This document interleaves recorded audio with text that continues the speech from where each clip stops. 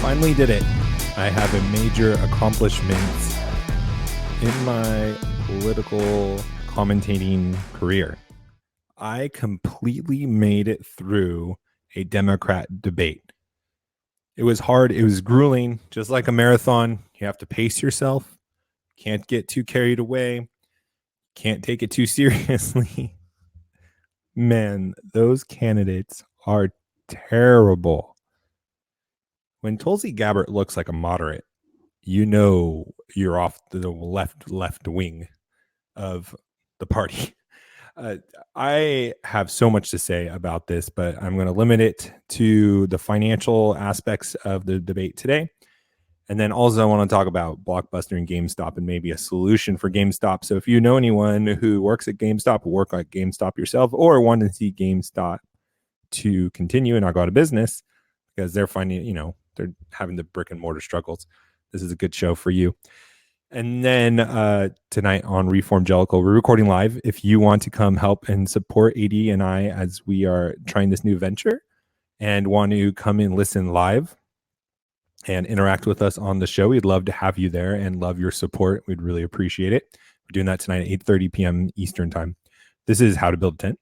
Welcome to the show. My name is Matt Williams. We are part of the Fight Laugh Feast Network. If you go over to fightlaughfeast.com, put in HtBT in the memo field, just like it says on this 15-ounce mug, you'll get this mug. You'll get a pint glass, and you'll get tons of other great benefits as well.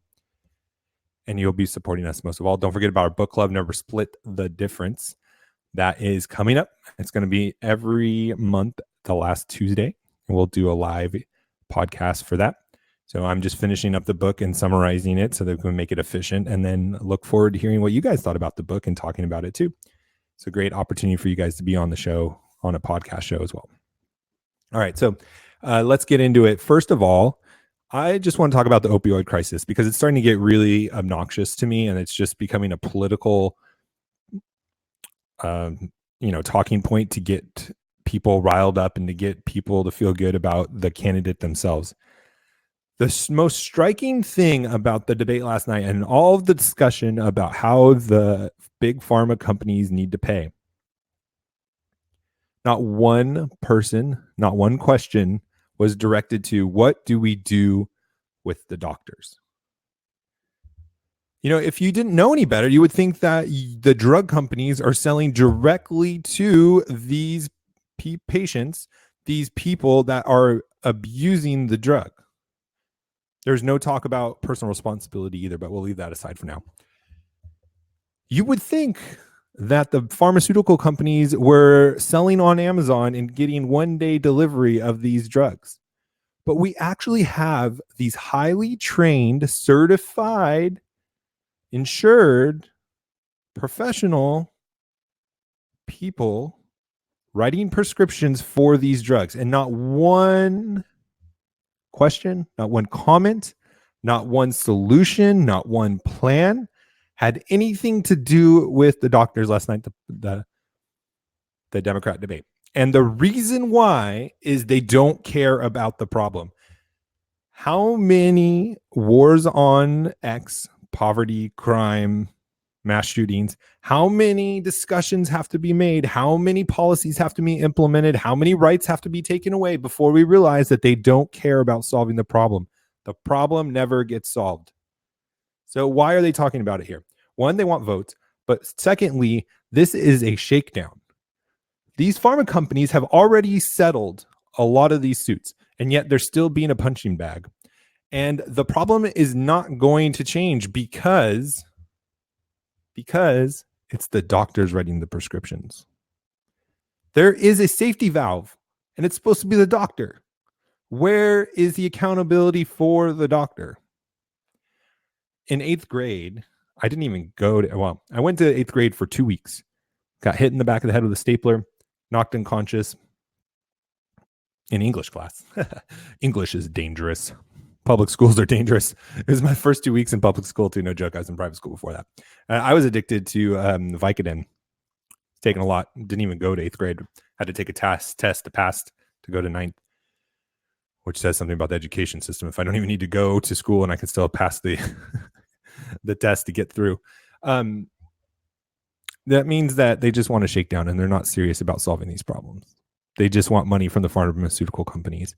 And like I said before, when you do this, it is increasing drug prices because we pay for them. Those who use the drugs, either through higher insurance premiums or paying for them directly ourselves. And it's also taking away from the money that these pharmaceutical companies could be using to solve other illnesses, to do research and development, to try to make other medical breakthroughs. And the shakedown is preventing them from doing that. You see, these people, they don't want to solve problems. They don't want to make people's lives better. They want power. They want money. And this is why they're doing it. And the evidence is they didn't talk about doctors once. The other thing is the hate on the rich. I mean, there was this new guy in there who made everyone else look young, made 70-year-olds look young. He's a billionaire, I guess. And they were all bashing on the rich people. They're all talking about how they're going to cut taxes. Excuse me, I had a notification go off. They're all talking about how they are going to raise taxes on billionaires, not millionaires, because they're all millionaires on stage. But if they really cared and they really thought it was this righteous act, they could have donated their money to the government themselves, but they don't. That billionaire on the stage doesn't pay one dime more in taxes than he needs to. I don't know for sure. That's my assumption. I bet he doesn't pay one more dime. I bet he uses tax write-offs.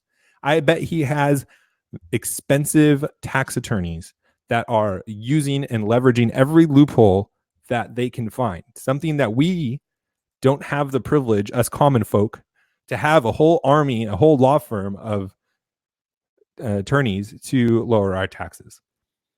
See, it's just a shell game. They're just a bunch of frauds. And if you know the issues, you will see through it. It's like before you fire guns, before you use guns, before you shoot guns, before you own guns, action movies are like really exciting because they're portraying like this image of how things are. But then when you learn about guns, when you learn how they're fired, when you learn about the noise they make, when you learn about the remnants that go off on them, the recoil of them, and all of these different things, you start watching these movies and be like, everyone would be deaf in that car if that gun went off. The windows are shattering and everyone hears perfectly fine. And I'm in my shooting gallery with the head protection on and I'm still hearing the shots.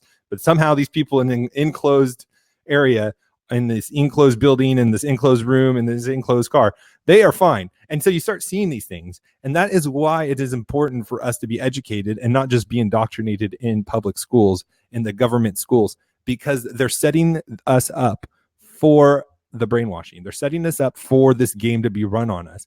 And it is our duty and responsibility to be able to point out and to identify these plays they're running on us.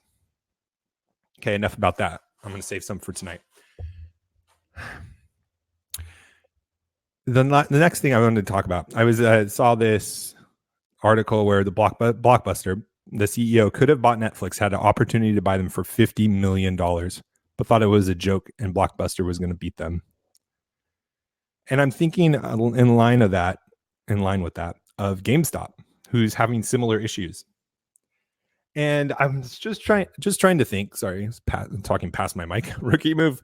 I was thinking back in my high school days of what we used to do. I used to be a big Counter-Strike fan. And when I mean that, a Counter-Strike fan, we would go to these PC cafes, which were nothing more than just rows of computers with better internet than I could get at home, with a refrigerator with drinks where you can buy, and then you paid, I think it was by the hour, maybe it was even half hour, and then by hour. But we would go as a crew after high school every day, and we'd go play people in other internet cafes and the cafes themselves. And it was a great time. And I was thinking, what could GameStop do? And I think this might be an actual viable option for them, is since they have these brick and mortars, since they have these locations, why not create a subscription service, not that just streams games or delivers games, but actually has an experience where you can come and play the latest games with the greatest equipment, with the greatest internet speed, with the best TVs, with the best chairs, the sound system. You can sell drinks, you can sell food, you can sell snacks, and have a subscription service that you can come in and play, however many times you want a month, or by the hour, or however business model you want to make.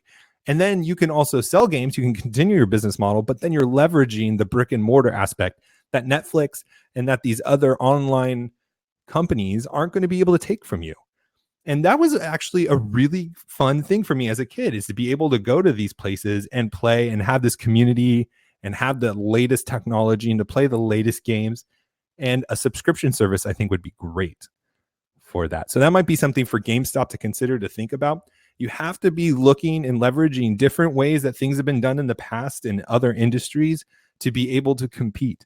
There are always opportunities to mix and match new ideas, innovative technologies that are not being used specifically in your industry or in your company, and use them to create new value propositions for your customers.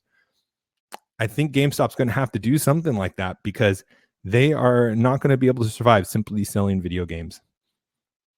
So I would appreciate that if you guys who know anyone at GameStop or work there yourself would maybe think about this, and that could be a really cool opportunity, because I love when ideas come to fruition.